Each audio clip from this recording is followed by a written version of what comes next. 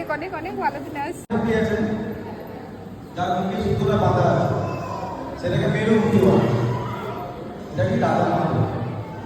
তো প্রথমে এই মুখিটাকে ধরে এই আঙুলটাকে স্পর্শ করে আমরা বাজে ভাবে ইউজ করি, তো কোনো শত্রুকে উল্টো পাল্টা কথা বলা যখন আমরা এই আঙুলটা ইউজ করি, তাই না? তো এই আঙুলটা ব্যবহার হবে।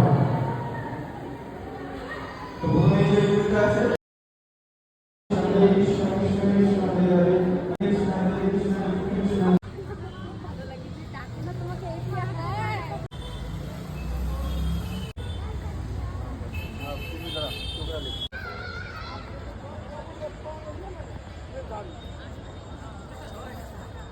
বন্ধুরা, শিলিগুড়ি ইস্কন মন্দির কি সুন্দর ভিতরে।